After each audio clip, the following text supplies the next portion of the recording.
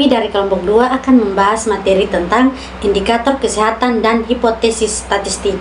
Saya Anggelita Irini Abi akan menjelaskan materi tentang indikator kesehatan, ciri-ciri indikator kesehatan, dan proporsi, rate, dan rasio. Yang pertama, indikator kesehatan. Indikator kesehatan adalah variabel yang membantu kita dalam mengukur perubahan atau indikator terjadi adalah variabel baik secara langsung maupun tidak langsung.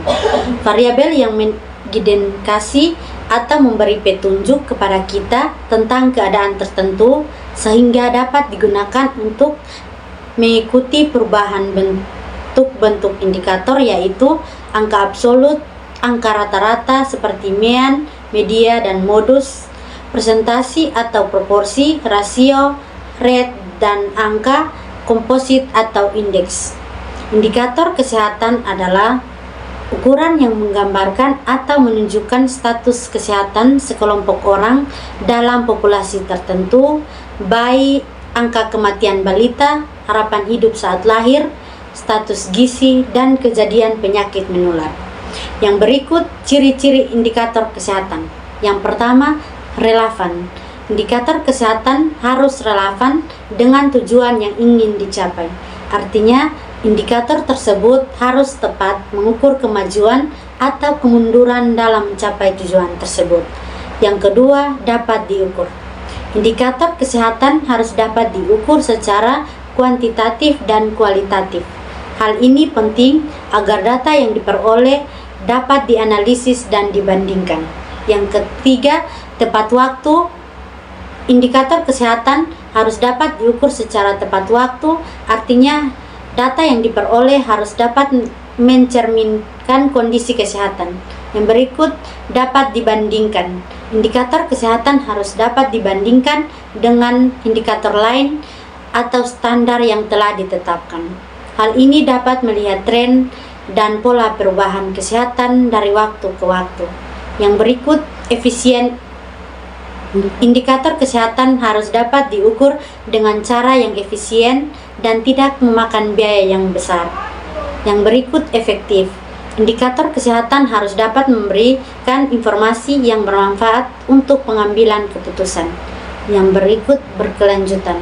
Indikator kesehatan harus dapat diukur secara berkelanjutan untuk memantau kemajuan atau kemunduran dalam mencapai tujuan kesehatan.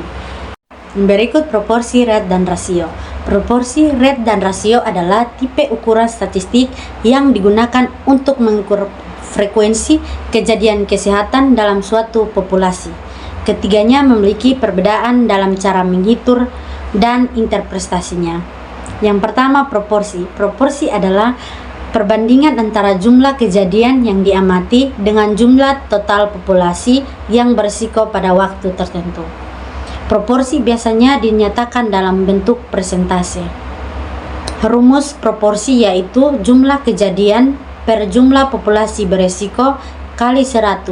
Contohnya, di desa X terdapat 100 orang dengan penyakit TBC. Jumlah total penduduk di desa X adalah 1000 orang.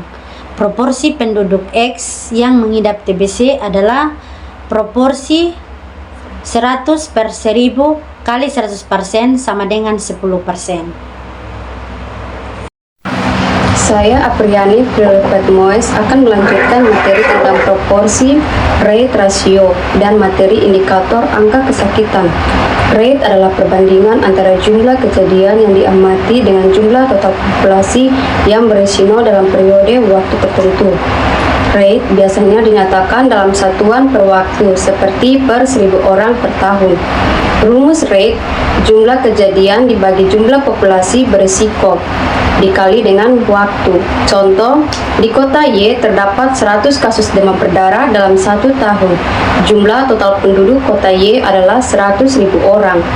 Rate demam berdarah di kota Y adalah 100 bagi 100.000 dikali 1 sama dengan 0,01 sama 1 per 1000 orang per tahun. C. Rasio. Rasio adalah perbandingan antara dua kelompok populasi yang berbeda. Rasio tidak memiliki satuan dan biasanya dinyatakan dalam bentuk angka. Rumus rasio sama dengan kelompok 1 dibagi kelompok 2. Contoh, di desa Z laki-laki terdapat 500 orang dan perempuan 500 orang. Rasio laki-laki terhadap perempuan di desa Z adalah 500 dibagi 500 sama dengan 1. Yang berikut, angka kesakitan atau morbiditas adalah indikator penting yang digunakan untuk mengukur tingkat kejadian penyakit dalam suatu populasi. Angka kesakitan dihitung dengan membagi jumlah kasus penyakit baru dan jumlah penduduk yang berisiko selama periode waktu tertentu. Berikut adalah beberapa contoh angka kesakitan yang digunakan. 1. Angka insidensi penyakit demam berdarah atau DBD di Indonesia pada tahun 2020. Angka insidensi kumulatif 40 per 100.000 penduduk. Artinya terdapat 40 kasus DBD baru per 100.000 penduduk di Indonesia selama tahun 2020. 2. Angka prevalensi hipertensi pada orang dewasa di Indonesia pada tahun 2018. Angka prevalensi 30,8%, artinya 25,8% orang dewasa di Indonesia menderita hipertensi pada tahun 2018. 3. Angka poin prevalensi infeksi saluran pernapasan akut pada anak usia balita di Provinsi Jawa Barat pada bulan Januari 2023. Angka poin prevalensi 12%, artinya 12% anak usia balita di Provinsi Jawa Barat menderita ISPA pada bulan Januari 2023. Perkenalkan, nama saya FMG Alelang, saya dari kelompok 2. Di sini saya akan membahas materi statistik tentang indikator angka kematian. Angka kematian atau mortality rate adalah indikator penting yang digunakan untuk mengukur tingkat kematian dalam suatu populasi. Angka kematian dihitung dengan membagi jumlah kematian dengan jumlah penduduk. Selama periode waktu tertentu, angka kematian biasanya dihitung per 1000 penduduk per tahun. Berikut adalah beberapa jenis angka kematian yang umum digunakan. Yang pertama, angka kematian kasar. Angka kematian kasar mengukur total kematian dalam suatu populasi tanpa mempertimbangkan usia atau penyebab kematian. Yang kedua, angka kematian spesifik usia. Angka kematian spesifik usia mengukur tingkat kematian pada kelompok usia tertentu. Yang ketiga, angka kematian spesifik penyebab. Angka kematian spesifik penyebab mengukur kematian akibat penyebab kematian tertentu. Yang berikut manfaat angka kematian. Pertama, membantu dalam memantau tren kematian. Yang kedua, membantu dalam mengalokasikan sumber daya. Yang ketiga, membantu dalam mengevaluasi program kesehatan. Berikut sumber data angka kematian. Pertama, sistem registrasi kematian. Yang kedua, data rumah sakit. Yang ketiga, survei demografi dan kesehatan. Berikut analisis data angka kesehatan. Pertama, analisis tren. Analisis tren digunakan untuk melihat bagaimana angka kematian berubah dari waktu ke waktu.